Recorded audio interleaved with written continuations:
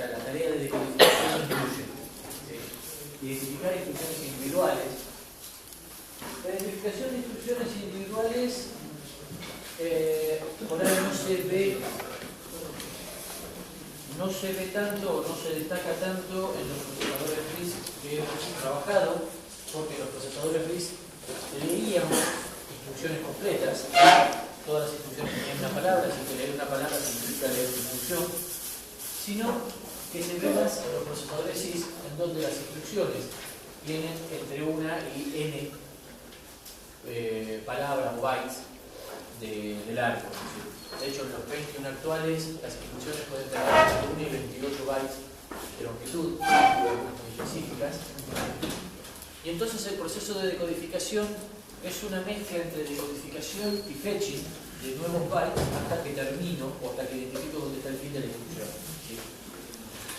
Eso es lo que trata el primer ítem. Identificación de las instrucciones individuales es identificar el principio y fin.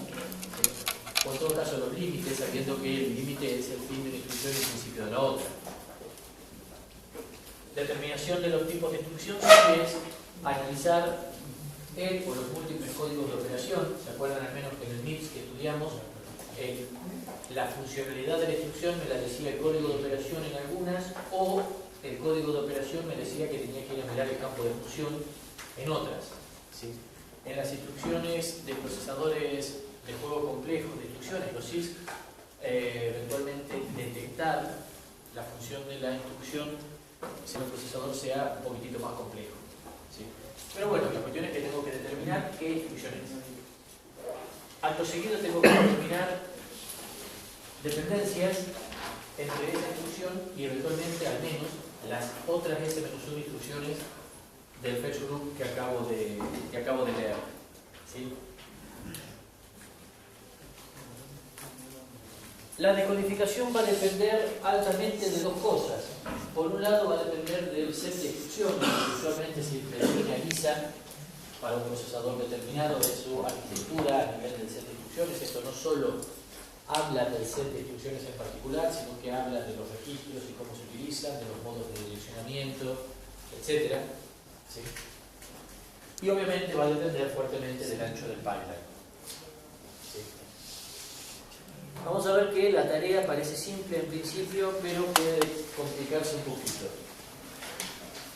Si se trata de decodificación en procesadores RISC, es donde al menos tenemos algo que nos ayuda, algo a favor, y es que todas las instrucciones tienen la misma longitud, que esa longitud es una palabra, y que en general los campos de formato de la instrucción son similares, al menos el código de operación, por ejemplo, está fijo en una posición dada. Entonces la cosa es más simple. La decodificación lo que va a hacer es detectar clases de instrucciones,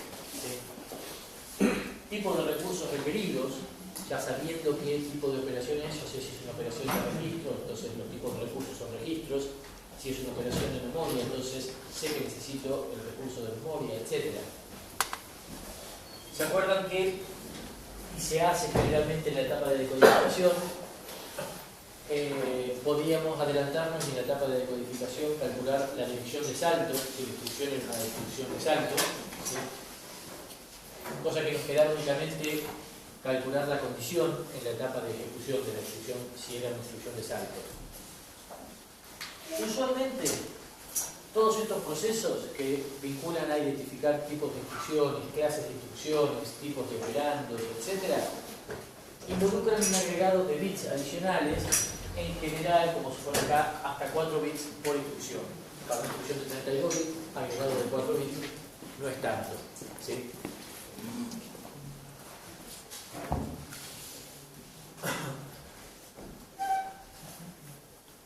Si la decodificación es para un procesador de juego de instrucciones complejo, las instrucciones tienen en principio longitud diferente, entonces una de las tareas primordiales del decodificador es la separación entre instrucciones. Saber dónde terminó la instrucción actual, o mejor dicho, dónde terminó la instrucción 1 y dónde empieza la instrucción 2, ¿sí?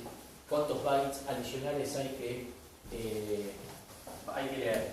Esto usualmente involucra varias etapas de pipe. Entonces, en esta etapa que habíamos hablado de decodificación, eventualmente necesite varios ciclos de reloj, ¿sí?, para poder decodificar las instrucciones.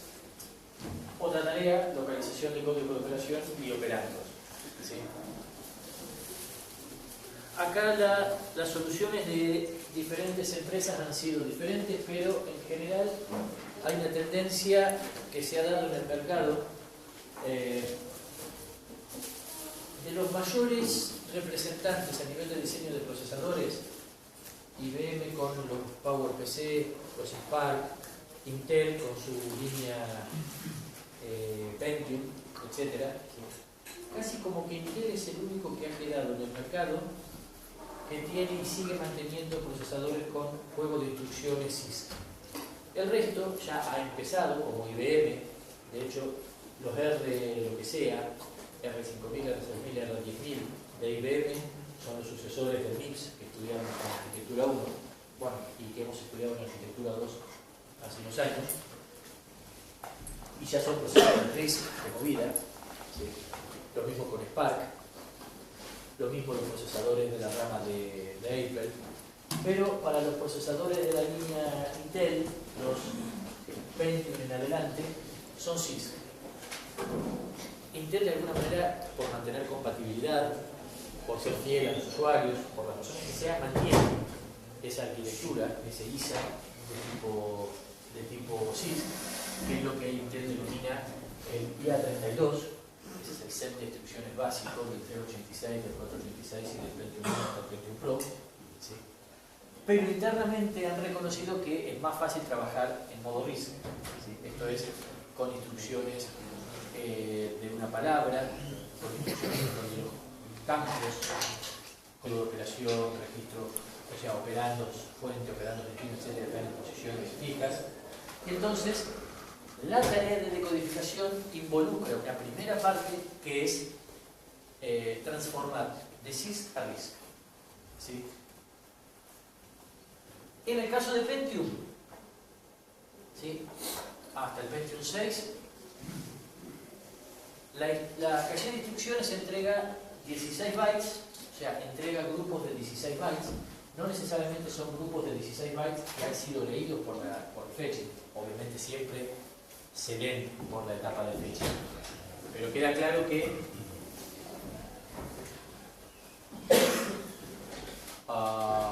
para traducirlo al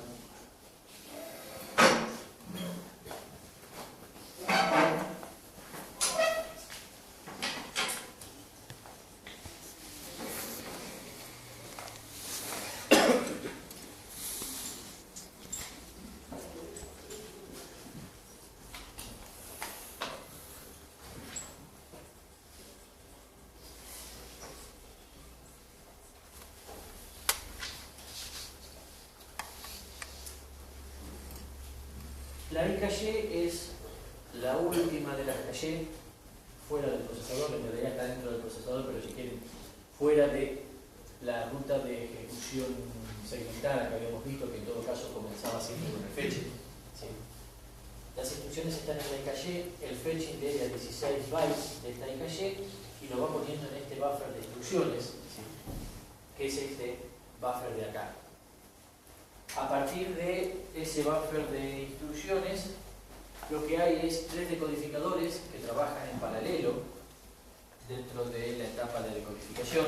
Fíjense que no hay una relación entre los 3 decodificadores y los 16 bytes, en principio, porque el decodificador 0, ¿sí?, puede decodificar todas las instrucciones del set de instrucciones del procesador, y los otros decodificadores, el 1 y el 2, solo decodifican instrucciones simples. Se entienden como instrucciones simples aquellas que únicamente operan entre registros del procesador. O sea, que no tienen modos de direccionamiento más complejos, ¿sí?, etcétera. No son operaciones de cadena, etcétera, etcétera. Entonces, fíjense que no hay una linealidad. La unidad de fetching no lee cierta cantidad de instrucciones, sino que lee grupos de 16 bytes. En grupos de 16 bytes puede haber varias instrucciones chiquitas de un byte, o puede haber ninguna instrucción porque estoy leyendo un pedazo de una instrucción de 22 bytes. ¿Sí? Lo que hace la unidad de fetching es leer de a 16 bytes, leer bloques de 16 bytes. ¿Qué hay ahí? No se sabe. Estas unidades decodifican los bloques estos de 16 bytes y lo que hacen es traducirlos, que el decodificador 0, que es el que traduce todas las instrucciones y que traduce obviamente las más complejas, genera, digamos, las transforma en hasta 4 microinstrucciones de tipo RISC, ¿sí? Y las otras dos unidades en microinstrucciones simples de tipo RISC con linealidad, esto es, una instrucción CISC se traduce en una única instrucción RISC. Y eso es lo que se almacena en esta cola, que puede tener hasta 6 instrucciones RISC. Estas 6 instrucciones RISC, ¿a cuántas instrucciones CISC correspondían? No sé, es lo que no se sabe, ¿sí? Entonces fíjense que ya no hay una linealidad tal como decíamos en las primeras etapas, que decíamos que el fetching es una etapa que se conformaba de esas instrucciones y que luego tenía un buffer también de ancho S y que luego la decodificación tenía también S etapas, ¿sí? Acá leo memoria, leo simplemente bytes de memoria y aplico una transformación que me permite generar entre 3 y 6 instrucciones RISC. Eso luego continúa hacia abajo.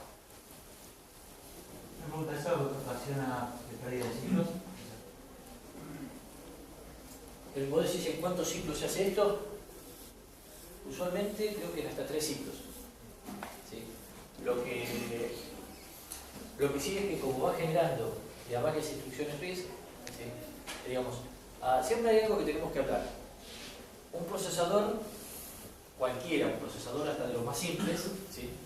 Lo que teníamos que hacer era mantenerlo siempre funcionando, ¿sí? La idea que buscamos es mantenerlo funcionando, si es posible, con el más alto rendimiento. El más alto rendimiento sería aquel que logramos si todas nuestras unidades funcionales están en este momento llenas, ¿sí? Y si en el ciclo siguiente vamos a poder prometer lo mismo. Eso significa que tiene que haber un caudal de instrucciones que se mueva a través del procesador. Si son más o son menos, tampoco me importa. Una etapa eventualmente en algún momento se frenará porque no puede pasar a la siguiente etapa porque su buffer está lleno. No importa si su buffer está lleno, pero eso significa que en el siguiente ciclo se va a poder sacar de ese buffer para seguir ejecutando, está todo bien. O sea, en un superescalar nunca podemos prometer que no se va a bloquear alguna parte del superescalar, ¿sí? La cuestión es que tratemos de que no se bloquee, porque se bloquea una parte del superescalar, se bloquee todo para arriba, eso es lo que tenemos que tratar de evitar. Y la otra es tratar de evitar inanición, que en algún punto alguna unidad no puede ejecutar porque su buffer está completamente vacío, ¿sí? Se pueden dar, pero es lo que hay que tratar de minimizar, ¿sí? Entonces, para como continúa la arquitectura del Pentium, que en cada ciclo o cada 3 ciclos de reloj se generen 6 instrucciones, dado que después hay instrucciones que se tardan varios ciclos en ejecutar porque son operaciones complejas en cuanto a que son multiplicación, con el punto flotante, etc. Está todo bien, ¿sí?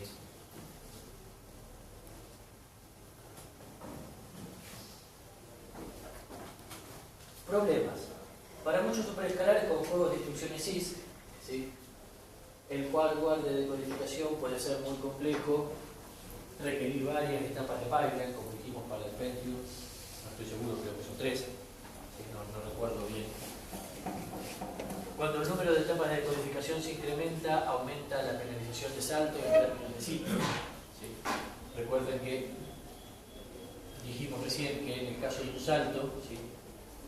Yo puedo, después vamos a ver bien cómo es el tema de los saltos, pero puedo, en general, al final de la etapa de decodificación, llevar a cabo un tipo de saltos condicionales, ¿sí?